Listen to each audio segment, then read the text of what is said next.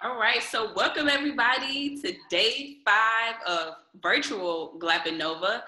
Today's space was really envisioned by Glappitnova's founder, Nick Brown, in a response to really the challenging and unpredictable times that we're all in today. But however, today we are going to engage in conversation, hopefully that's just changes mindsets and pushes our limits on how we think and just perceptions and things of that nature. So we're excited and fired up about that today. I have the privilege of being on with some amazing guests, and I just quickly want to introduce them and highlight some of the amazing work that they're doing. And our first guest, when I think about them in the traditional sense, you know, I think about this word coach, but definitely not in this traditional form. This person really likes to reimagine the way in which we develop people. She was an All-American collegiate and semi-professional basketball player and coach. And I think while coaching really saw that there was this gap around the realm of mental conditioning. So she soon kind of just branched off and started her own business around stress management and performance, and went on to become a certified coach, trainer, facilitator for the Mind Gym. She now just travels the world and does some phenomenal work as a facilitator and training for organizations that are really trying to develop their skills in this ever-changing environment. She's also the owner of a franchise, Kill Me Crazy, right in West Hollywood. Hey, Erica Ferguson, how are you? Hey, shout out. Since we're all in California, give that little West Coast shout out.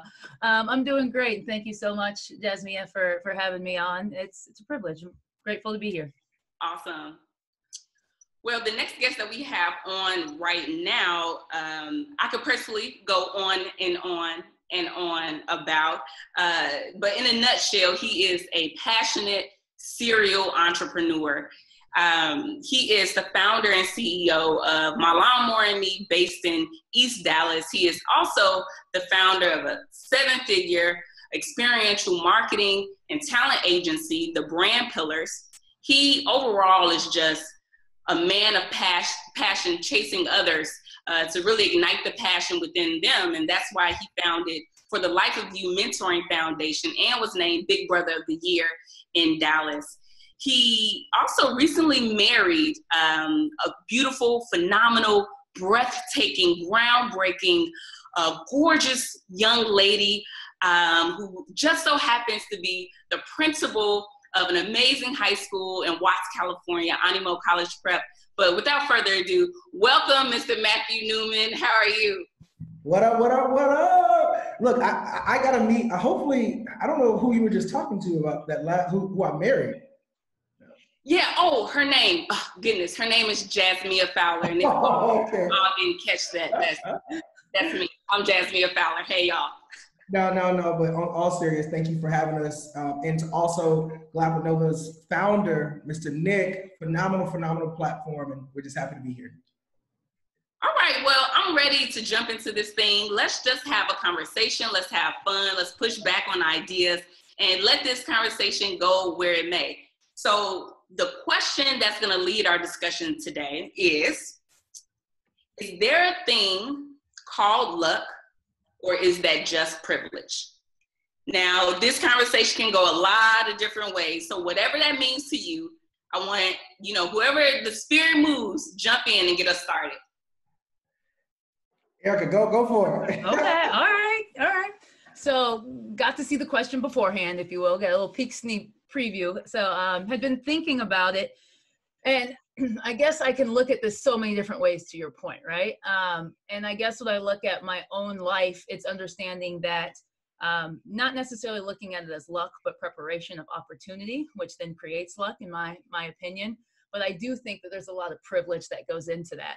I pulled a couple numbers, being a organizational coach, they like, research behind that when you're going and talking. So a couple of things I looked at was just, living in the United States alone is that we are in the top 1% of earners globally, right? So we're in the top 1% in what we make. And a lot of that also comes from the fact that what do we have? I have 99.2% of Americans are literate, right? We can read, we can write, and this is a form of privilege in itself, that we have the capability to go to school, and we don't necessarily, in the sense of some other countries, have to worry about, you know, are we going to eat? What does that look like as a whole? Now, I know that's not everyone's situation, but again, that is that form of privilege that you're not having to worry about, am I going to survive today? So I definitely think, even, I know Matthew can probably speak on this too, being such an entrepreneur is, being an entrepreneur, a lot of that comes from having the time, or at least the mindset of looking for opportunities, right? You're looking for opportunities and looking for, how can I fix them?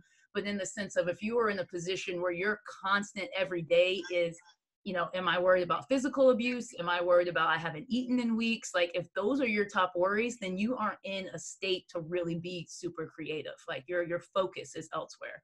So I think that's kind of like a groundwork. And when I see that, there is a lot of privilege that sometimes I think we just don't necessarily pay a whole lot of attention to as it comes to what we're able to create. Yeah. I gotta agree. I mean, it's such profound.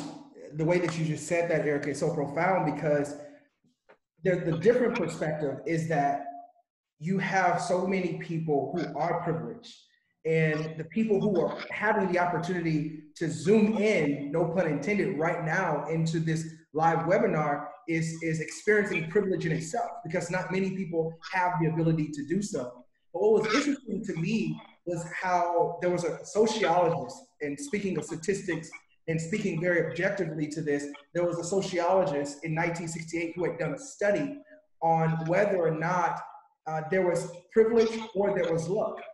And what that sociologist found was that an advantage in itself accumulates.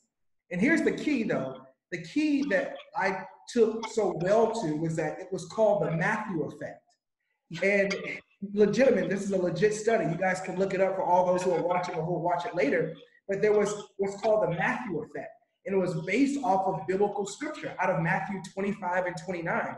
And it essentially said that those who have will most likely go on to experience more. But even those who have less, even what they have, will be taken away. So it seems as though those who had more were privileged to get more and in abundance. And so from an entrepreneurial standpoint, though, we look at it that there are times when we do experience luck, then there's other times when we experience privilege. And so to me, to answer that question is that there's no such thing as just luck, and there's no such thing as just privilege. So that's my response to that, my initial response. Yeah, I think this idea of trying to balance luck and trying to balance privilege, luck to me feels like this omnious, like this thing that I can't like really put my finger on. Like, what is luck? How do we know it was luck? It just feels like I can't put my hands on it, when privilege it may be just because it's been a word that's been used so much more recently, but I feel like with privilege, I can pinpoint privilege. I can really identify what that looks like, feels like, sounds like when we're talking about advancement of ideas, of a profession, of collegial access, whatever it is. I feel like I can touch privilege, but this idea of luck is still really hard for me to wrap my mind around. But I think some people would say, oh, I was just lucky. I just so happened to stumble into this opportunity where I don't believe in this idea of luck. I don't know. Push back. No, I think you made so many great points there. And I guess like the example that came to mind top for me, as you mentioned, I'm a franchisee of Kale Me Crazy out here in Los Angeles. And when that opportunity came about, use word opportunity, so to be transparent of what that looks like is I'm actually sweat equity in this deal. So that means that the overall CEO and founder asked me to go and be partner with them. And in the sense of, I'm not putting any money into this. I am just going to own percentage and I am doing all the work. And so when you hear that, it's like, wow, you were so lucky to get that opportunity. Like someone just gave you a business essentially. It's like, well, pull it back. When you look at, there was privilege in the sense of, okay, I know how to read, I know how to write, I had my education, I know how to work hard, right? So I had all of these different things that were going for me, but it still was putting myself in a place, in an opportunity where I was showing that I could work hard, where I was showing that I was very dedicated in the work I could do. And this individual noticed that and said, hey, I want to bring you aboard on my team. So I think it's a little bit of perception too, right? Because there are some things where we look at it and we're like, man, they're so lucky. And it's like, well, you know, I've put myself in that opportunity, or I've created those relationships. Another really quick example is my wife and I went to the ESPYs last year, which is like dream come true for former college athletes and professional athletes, just to be able to be a part of that. But when people were like, how'd you go to the ESPYs? How'd you get on the red carpet? And it's like, you're so lucky. And it's like, well, you know, we did a lot of work, and, you know, my wife's connections and the relationship she's built and the time that she's put in to help different organizations. They were like, hey, do you want these tickets? So it's maybe seen as luck, but it's also a lot of preparation and seeking opportunities in the background. I don't think people look at that part as much. It's just like, man, you're so lucky. You're at the ESPYs, you live in the life. And it's like, well, yes and no. Yeah, and I think that many people, you said a key word there, Erica, is folks' perception. People have this perception that once someone receives something that is considered substantial, they automatically deem what you received to have been a result of luck. But they don't see those minute steps. One of the quotes that I quote all the time, almost every time that I have an opportunity to speak to someone, is Zig Ziglar. And what he says was that you can make radical changes in minute steps. And so people don't ever consider those small steps that you've taken to land you as a franchise owner, to land you at something that you've dreamed of as a collegiate athlete and coach. People don't look at the small steps. And so they consider it to be luck. But in essence, your preparation and your opportunity has created you to be privileged to experience what other people may not ever experience. So I think that luck and privilege, if you will, go hand in hand. So I think both of you all are leaders in your respective fields and have experienced, in my perspective, a great deal of success. Do you all believe that at some point on your journey, you all have been afforded some level of privilege that's kind of helped you to get where you are, be it because you are a male, be it because you're Black, be it because you're college educated? Do you think privilege is the thing that's helped you get to where you are? I don't think so. And I don't believe, because here's something, and I'll be very succinct and careful in time here, is that some people may consider it privilege, right? And the thing that came to mind when I first looked at this topic is, you think of Donald Trump. Now, Donald Trump's father automatically gave him a lump sum of money, essentially to kickstart his entrepreneurial visions, his ideas, his journey, whatever you want to call it. But some people say because his father was able to give, therefore he was birthed into privilege, right? So, but to some people, it's luck. Some people say he was lucky. His dad was wealthy, so his dad was able to invest in him. Our parents don't have it, so they can't. So therefore, we aren't lucky. So to me, it all relates back to what Erica mentioned, is the perception.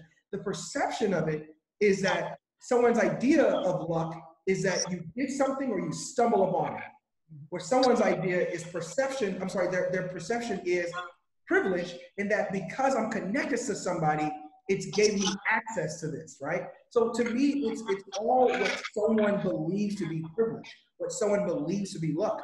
And so considering my success as an entrepreneur, which is very small compared to many, is I don't believe that I've ever have landed in a place that I've landed, whether it's personally, professionally, financially, in my relationship, because of privilege. I think that there's just been very, very careful, calculated steps and risks that were taken that have landed me on the platform that I get to scream to the masses from. But it's just been little steps that have landed me on that platform. Yeah, Erica brought up the idea earlier about preparation. And it sounds like you're kind of tying in this idea of preparation, kind of allowing these opportunities to form and be present for you.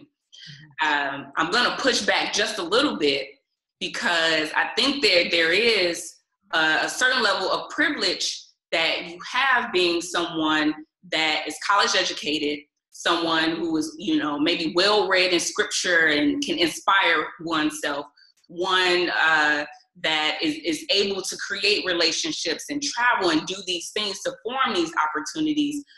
I think one would say that that's a certain level of privilege. Regardless of how you prepare, you still have these opportunities because of the access you've had to these things like college or being a man or whatever, you want to look at it. Yeah, that's a great point. And one thing I guess I would look at this and thinking of all this is and this is to each of you, I guess I posed a question, I flipped it on Jasmia, is how would you define privilege, right? So if you look at the term privilege as, privilege is anything where you've gotten any type of support, whether someone recommended you for something, someone taught you something, they put you in a position to have anything. Like if that's privilege, then I don't know if there's anyone successful alive that would be successful without privilege. So I think it really comes down to what is the definition of privilege. And I think that's it. Erica, I'm sorry, were you intending for Jasmia to answer that question? No, whoever, I just threw it out. Okay, so I would like to touch on that, because what Robert Merton in his study, in this 1968 study, recognized and realized was that he did this study of how there was a successful web-based company, right? Successful web-based company that went on to Kickstarter and essentially started to seed other companies, right? Where they went along and was able to find other people to provide testimonies for those companies who were up and coming, right? So to anybody who says that if I'm starting a tech company and I get Walmart to invest in me, what does that tell other investors? Wow, that must be a company that's worthy to be invested in, right? If I'm an entertainer and I can get Sony to invest in me, then somebody else comes in, Apple comes in and says, oh, maybe we should put them on the Apple platform. So some people look at that as privilege, right? But then they went down through the studies and found out that wasn't always the case. It wasn't always the case that because someone big invested, somebody else would. And so I think that because we have certain opportunities, such as college or Walmart investing in me, or being a well-read black male, or having Apple to invest in me, comparing apples to apples here, that it doesn't really matter to me what the background is that lands you where you are. It doesn't matter who's contributed it. It doesn't matter. I think that there are places that sometimes, despite what the background or the seed has been, sometimes there are scenarios to where that somebody makes something of themselves because they simply make something of themselves through that sweat equity. So it's not privilege or luck, but it could be purely hard work. Yeah, and I think what you're getting at, Matthew, is like really what you do with it, right? Like it could be an opportunity, or somebody gives you $1 million and you can absolutely do nothing with that to create other opportunities for yourself, to help advance a community or whatever. You can absolutely do nothing with that. And that in it of itself is not what you would consider privilege. In my eyes, it is privilege. Yep. You got the privilege of even having the opportunity. So I believe like this idea of privilege is really having an opportunity afforded, or something afforded to you that someone else does not have.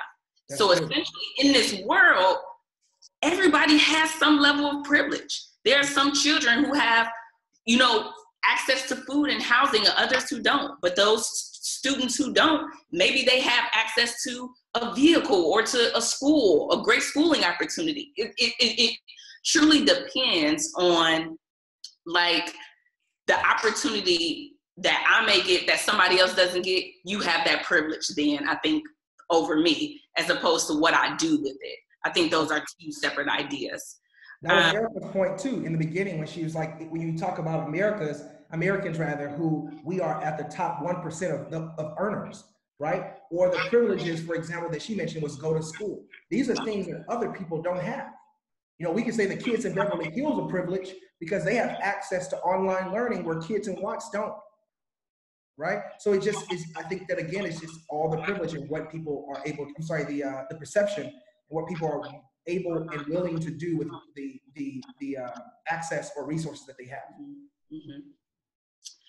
So like just considering our society and understanding what privilege can potentially get you, what advice would you all give to someone who is really looking to take their future into their own hands? So they're not concerned with this idea of luck. They're not concerned with this idea of privilege. They just want to embark on their future and just make it the best thing possible without having luck or privilege to have anything to do with it. What advice would you give that person?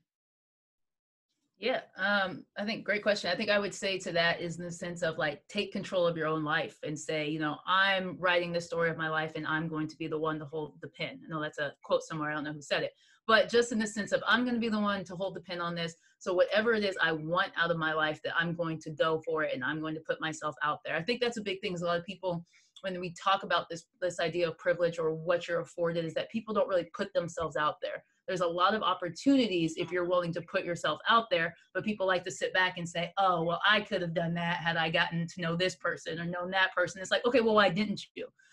Oh, I don't know, right? So it's like, how are you taking control and putting yourself in that position? If it's, okay, I really want to get into this career, but I don't know anyone and I just not connected, like so-and-so and their dad owns the bank, whatever that is, then who can you reach out to on LinkedIn? Who do you know in your circle that knows someone that you can just sit and have a conversation or a virtual call while we're all quarantined? But it's just taking control and seeing who can I start to make connections with that I can start to learn, or I can start to shadow them or volunteer my time. Like that's how I started my coaching business, is that I just volunteered my time.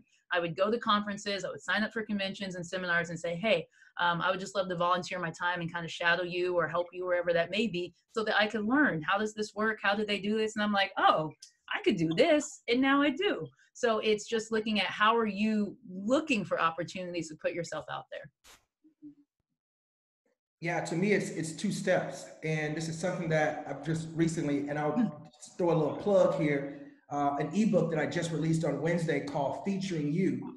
And the subtitle is Leadership Qualities That Make the Masses Like and Trust You.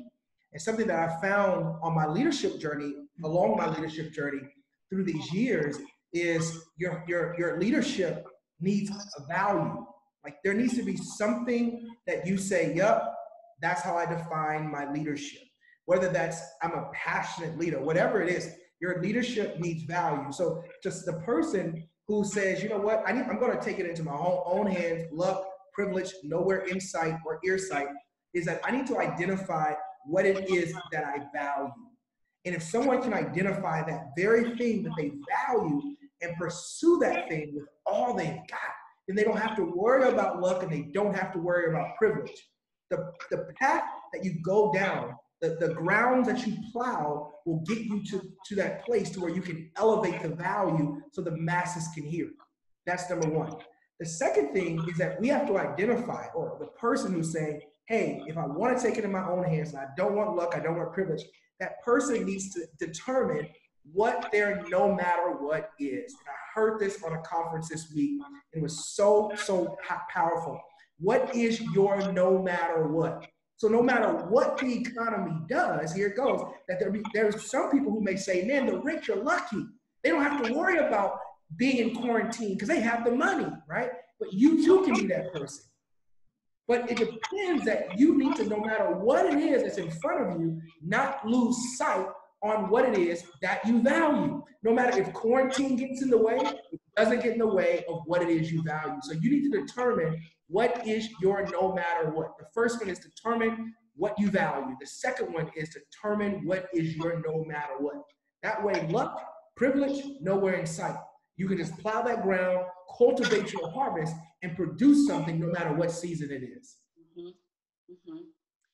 That's good. And I think that it looks like someone here mentioned, Julie, mentioned about putting your visions and your wants out there.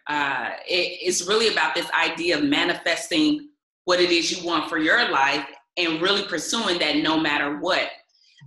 Because our thoughts become actions, our actions become things, become opportunities. And without believing in yourself enough to even visionize what things could be, or even manifest or speak life into your dreams or your visions.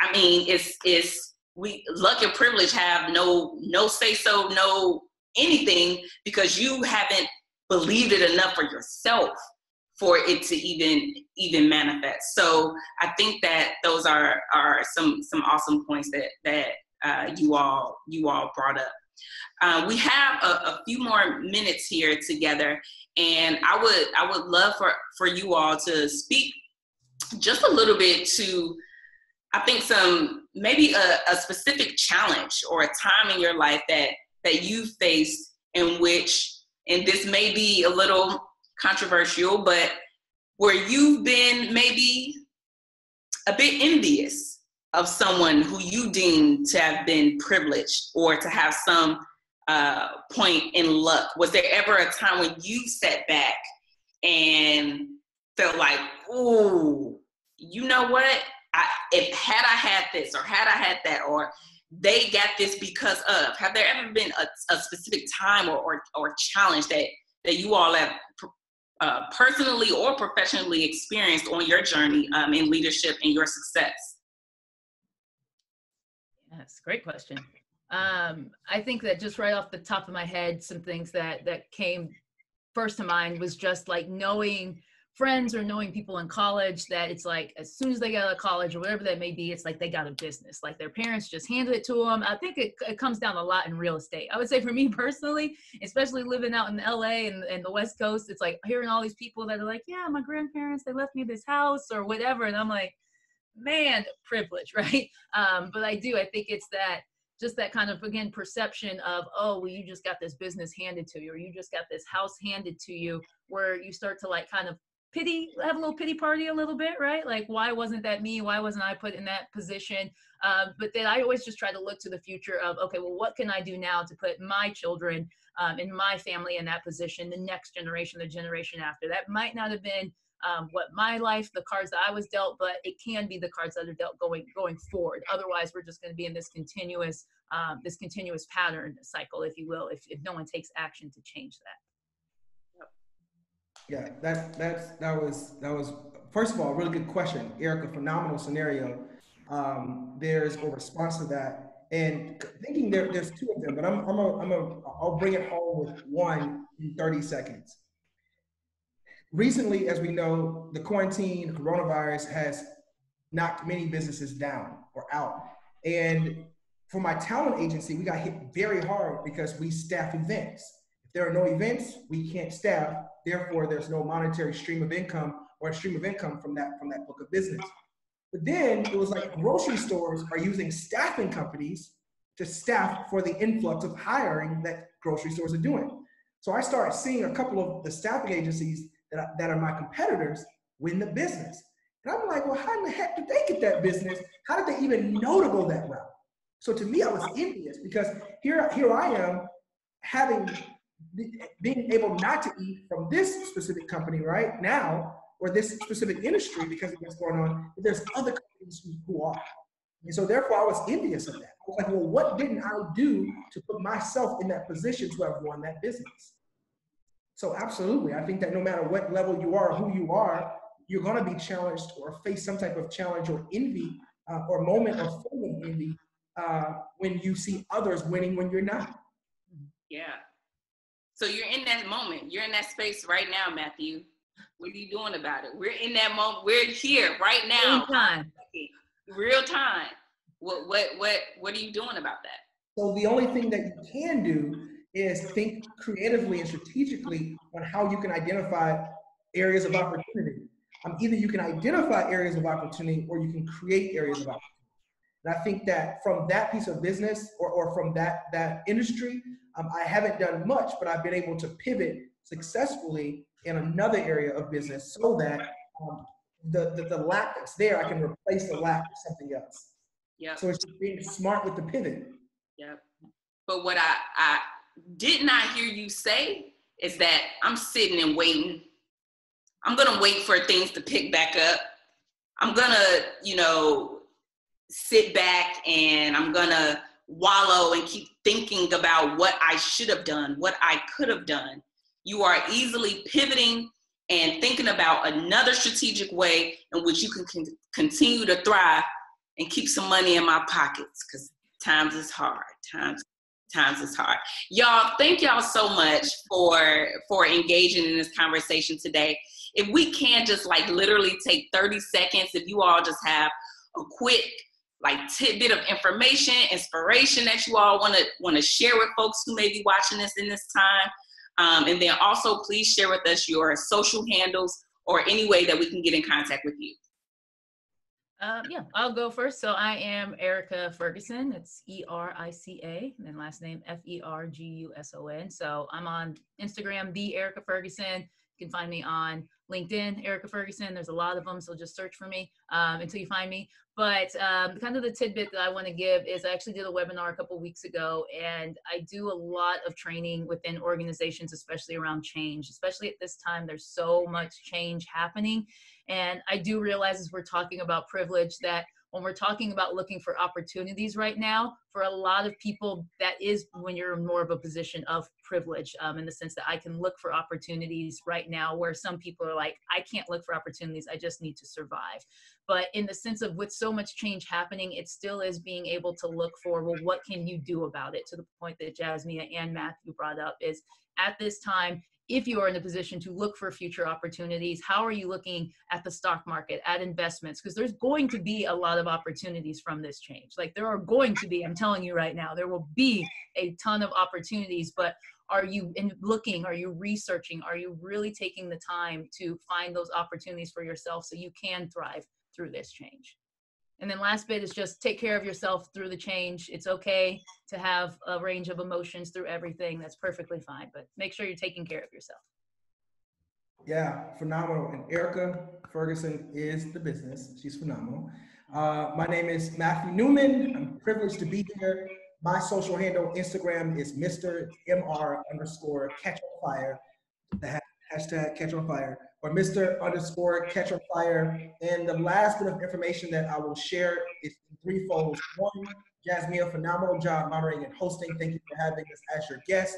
Mr. Nick, phenomenal platform, and hope that those of you are blessed.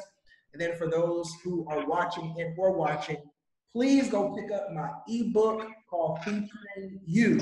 Featuring You. You can find it on www.matthewnewman.org. MATTHEWNEWMAN.org. My encouragement to each and every one of you all is welcome the change that's here. Not coming, the change is here. We're breaking cycles of normalcy. Embrace the change, welcome the change, embrace the change, and master the change. And I guarantee that we'll come out of this thing on top. Well, thank you all so much for joining us today for day 5 of virtual Glappitnova.